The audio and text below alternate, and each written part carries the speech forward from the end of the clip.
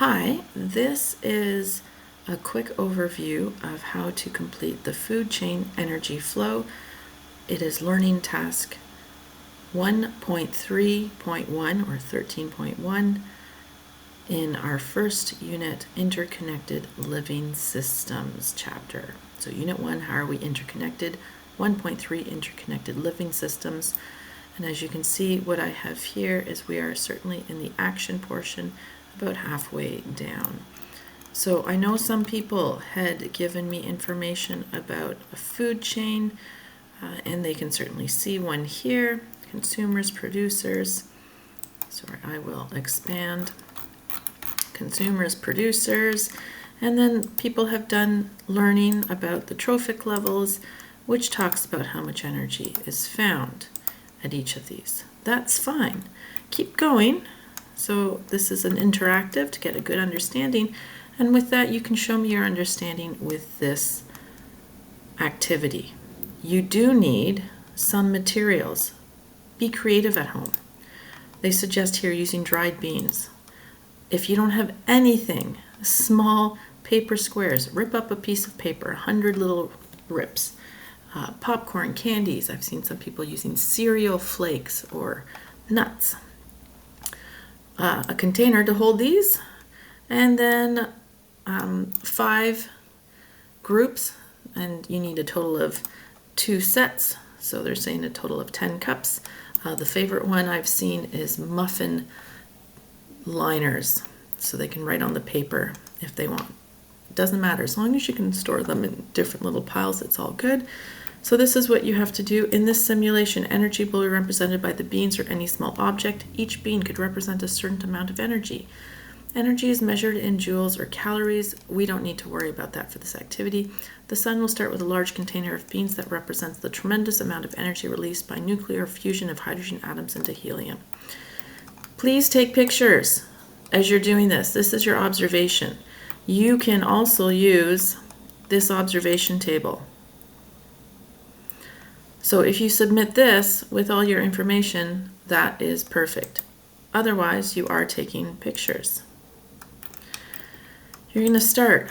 Here's the procedure. You're going to count exactly 10 beans in a cup, and then you're going to deliver them to the producer. This was set up in case we were working in groups. I have chosen not to do this, so everyone is working individually.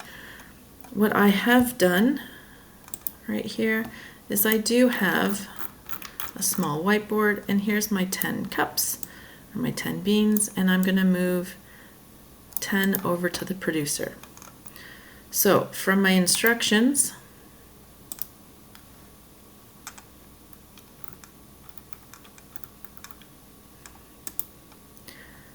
we're going to record how much energy we have delivered. So 1 cup of 10 beans delivered. Okay, so you just keep doing that. So it should be 1. Okay, so this producer, this plant is getting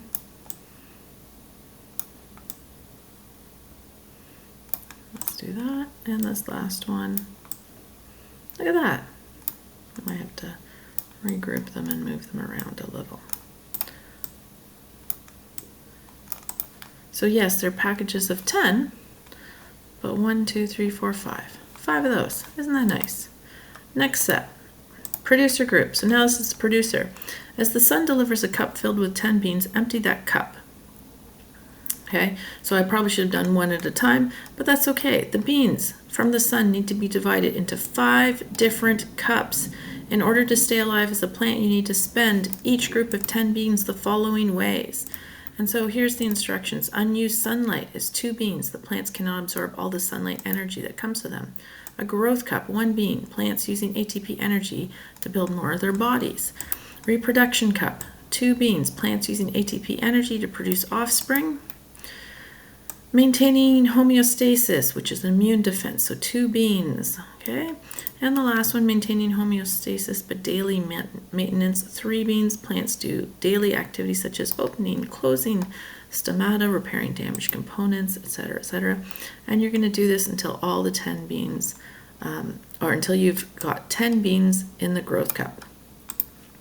So I don't know about you, I kind of forget. I had prepped this. These are my Oh, I've grabbed the wrong part.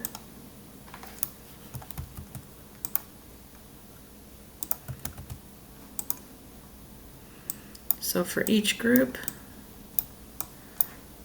of 10, 1, 2, 1, 1, 2, 1, 2, 1, 2, 3. Wow. I think that shows that I can't count, and I probably had 11. Let's just get rid of that. Okay, so same thing. Maybe I could make that a little more obvious that this is a different one. So unused, 1, 2, a growth, 1, 2. Did I really have?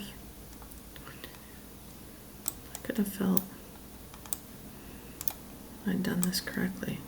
How did I still not have the right numbers? That's 5 and 5. I guess I can't count. Okay, so you're supposed to go until your growth has 10. So I'm not going to do this for you, but you can see that the next steps then, once this area growth has 10, we go back to our procedure here, to the primary consumer group. So same thing. So from that growth thing, as the producer delivers a cup filled with 10 beans, empty the cup, give it back, and that's fine. To stay alive as a primary producer, you need to spend each group of 10 beans the following way. So same thing, you're going to subdivide that. Okay? And it is because that you're getting the 10 beans from the growth cup. Okay? Because the growth cup represents a time when enough biomass exists in the plant to be a useful food source for the primary consumers. So don't forget, record the number of beans in each type of cup, then deliver only the growth cup of 10 beans to the primary consumer.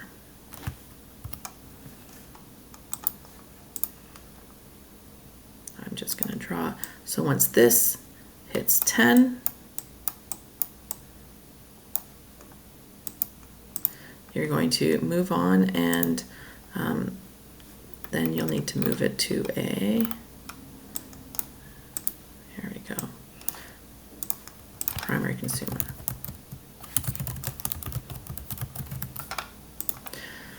Once you've finished that and you've taken pictures of all your work, you have a discussion. So use the results from the simulation lab activity, that's moving all those beans, to answer any of these 4 questions. So there are 6 questions here. Answer 4 of them. So which type of energy was transferred in the simulation, and when was it transferred? Or where did the energy go after it was spent by the organisms?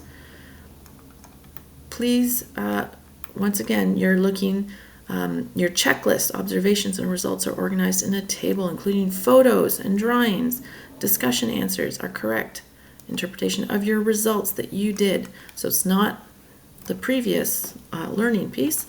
Discussion answers are explained using concept covered in the learning activity, and you've used correct terminology, correct spelling, etc., etc. I hope this has been helpful.